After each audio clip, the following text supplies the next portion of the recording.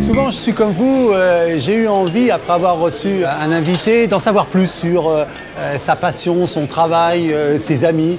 Et on s'est demandé comment faire dans l'émission pour tout savoir, même sur notre invité. Alors on s'est dit qu'on allait lui proposer une émission, mais en raccourci, simplement en évoquant les principales séquences de Café Picouli, à savoir l'échec et mat, le ping-pong, la passion d'auteur et le journal intime. Et ce soir, notre invité, c'est Dominique Farrugia. Dominique Farrugia, bonsoir. Bonsoir. Vous avez peut-être marre qu'à chaque fois, je vous ai moi annoncé comme un ex nul.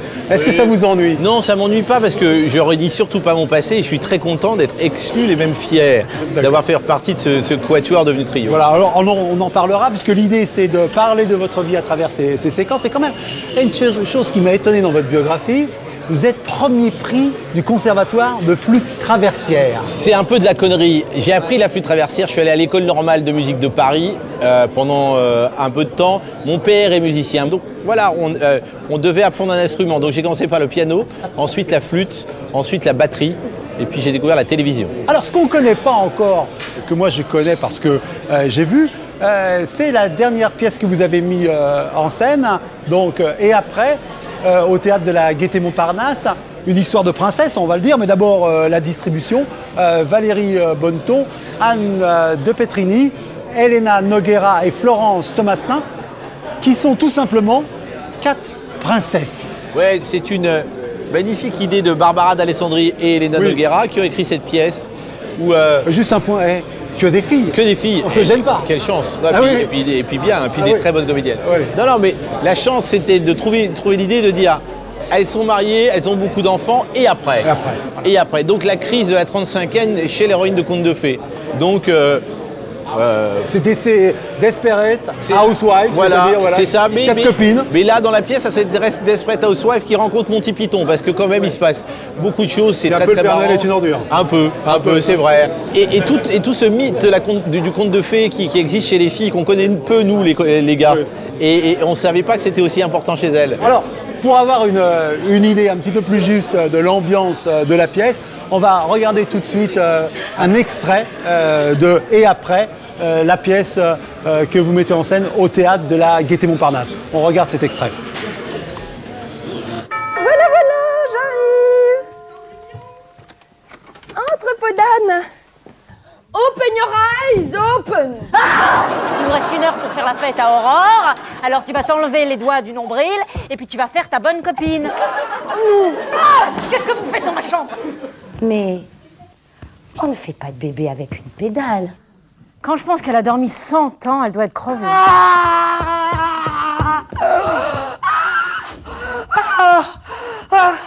C'est horrible, c'est horrible. Tu vois, ça compte pas. C'est tout le temps qu'il faut être heureux chaque seconde. Atchoum est mort.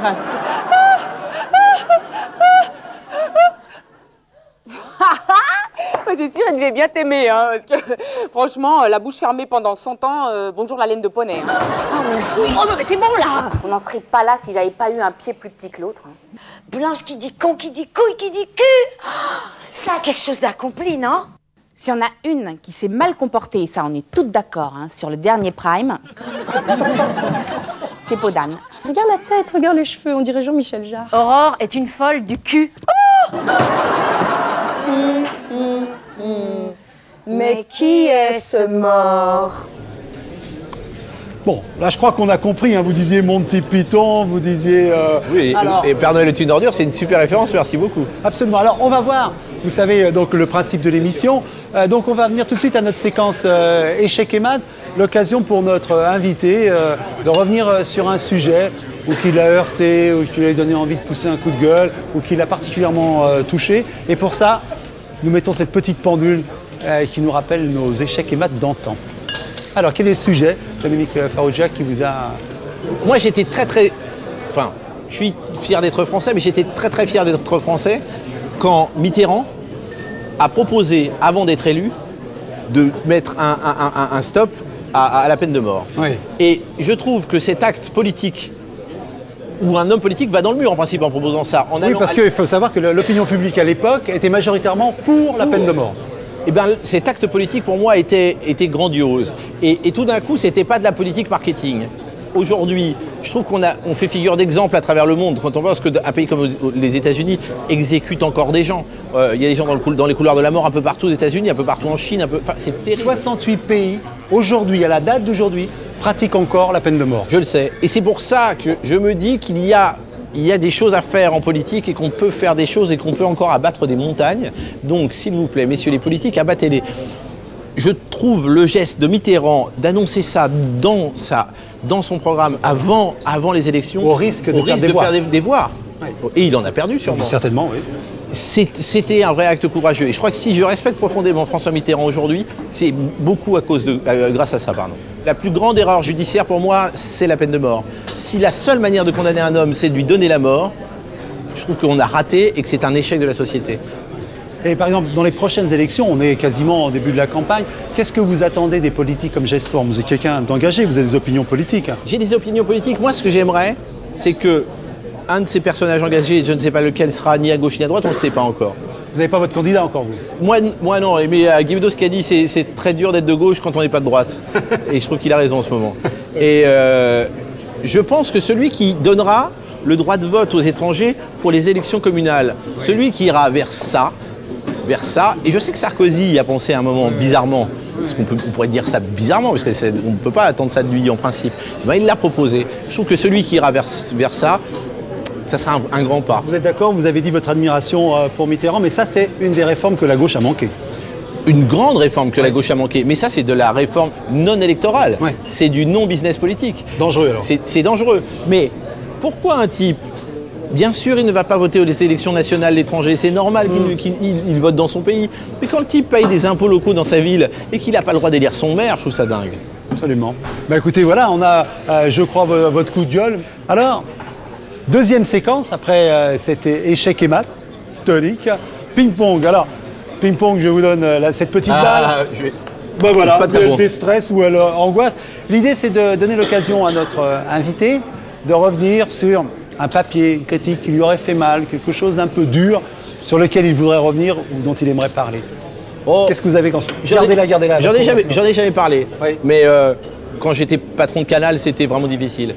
Et justement, à cette époque-là, un type a dit, dans un journal, il va partir car il dit qu'il est malade, mais c'est son incompétence qui le met à la porte. Et j'ai trouvé ça odieux. On peut me reprocher tout, mais me dire que je vais me cacher derrière ma maladie pour masquer mon incompétence, mais jamais de la vie. Votre maladie, soyons clairs, c'est la sclérose en plaques. J'ai la sclérose en plaques, mais j'en parle aujourd'hui très ouvertement. Oui. Mais avant, je ne voulais pas en parler pour que justement, on ne me dise pas « Ah oui, tu vas faire le malade ». Non, je ne veux pas faire le malade. Donc ce journaliste savait quelque chose, qu'il savait qu'il n'avait pas à divulguer, il l'a divulgué, ou il l'a utilisé. Il a utilisé ça et j'ai trouvé ça pas très fin, et puis pas très beau de la part d'un journaliste. Dégueulasse quoi, non? Ouais. Il y a des termes qui s'utilisent. Ouais, mais bon. Oui. Et alors, quand vous lisez une critique comme ça, vous avez envie de lui répondre, de lui écrire, qu'est-ce que vous avez fait? Je lui ai téléphoné et je lui ai dit que c'était ignoble. Alors, réponse Il était un peu gêné.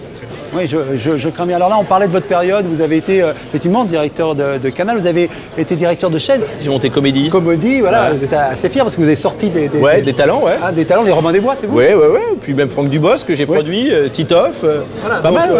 Fin de la période Canal+, je reprends la petite balle de ping-pong. Passion d'auteur. Alors, pour notre invité, avec ce beau miroir, l'occasion de parler de quelqu'un pour lequel il a une grande estime, une passion. Alors, il y a 3 écrivains qui ont vraiment marqué, mais d'abord Hemingway, que j'ai lu petit et que j'ai relu plus vieux, et peut-être que j'avais plein de choses m'avaient échappé. Vieil homme et la mer, non? Non, c'est pas ça. Moi, c'est Paris est une fête qui est mon roman fétiche. J'aime toutes ces choses qui se passent et puis sa manière de raconter.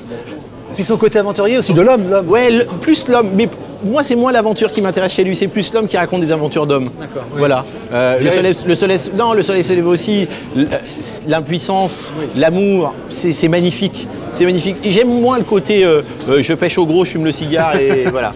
Donc d'accord. Donc premier Hemingway, premier des 3. Alors le deuxième. Et après Fanté qui m'a totalement bouleversé. John Fanté, oui. Et un bouquin qui s'appelle Mon chien stupide, qui est une magnifique réflexion sur le boulot d'écrivain de cinéma. Auteur américain. Auteur américain, mais totalement désabusé. Et voilà, ça c'est deux auteurs vraiment qui m'ont John Fante, c'est bien. qui m'ont amené beaucoup de choses. Demande à la poussière, Ouais. voilà, j'adore ça.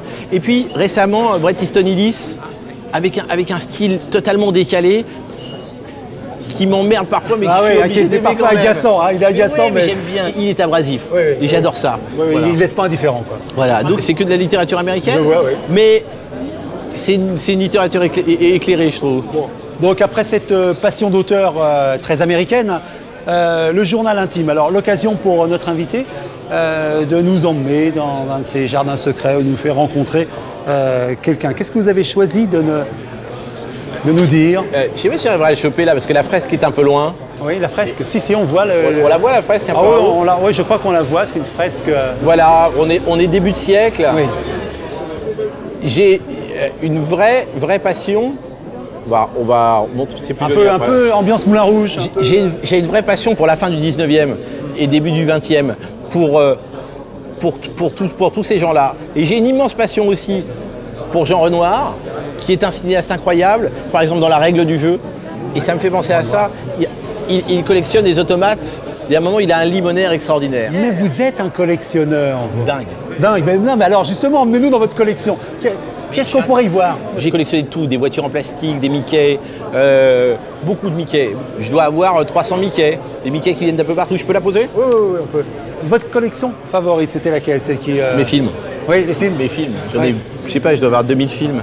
Alors là, ils sont bien rangés quelque part. Ah, ils sont tous bordéliques. Je suis le roi. Je suis un mec totalement désorganisé. Donc j'ai la chance d'avoir chez moi un bureau qui est en même temps ma salle de projection, avec un grand écran, tout ça. Ah ouais. Et donc ça s'entasse partout. Et mon épouse me dit, ça serait bien qu'on range. Je dis jamais. Voilà, imaginons ce soir, on rentre, vous allez dire, je vais te montrer mon film, le film. Qu'est-ce qu'on va voir dans ce magma là? Je suis sûr que je vous montre la règle du jeu de Jean Renoir, j'en suis sûr, je vous le montre. Je vous le montrerai sûrement Anna et ses sœurs de Woody Allen, qui est un film moins vu que les autres, mais qui est aussi bon que Annie Hall. Et après, si on a le temps, on se fait les 3 par 1. Ah oui, ça je suis d'accord, je Parce suis que preneur. pour terminer, c'est génial. Ouais. Je connais les dialogues par cœur, on peut s'amuser vraiment. Alors, Dominique Farley, moi je voulais vous remercier parce que voilà, vous nous avez, je crois, donné beaucoup de vous ce soir. Et alors je voudrais revenir sur cette pièce, ces jeunes filles, ces jeunes femmes avec lesquelles vous avez le bonheur de travailler. Valérie Bonneton, Anne de Petrini, Elena Noguera, Florence Thomasin, dans une pièce de Barbara d'Alessandrini, mise en scène par Dominique Farrugia, Et- entourée, Et Elena d'Alessandri qui est- met en scène avec moi. qui met en scène avec vous. J'adore cette jeune femme. Quand même. Hein. J'ai de la chance. Et bien sûr, c'est pas fini. Projet, juste avant de finir. Oh, plein de trucs.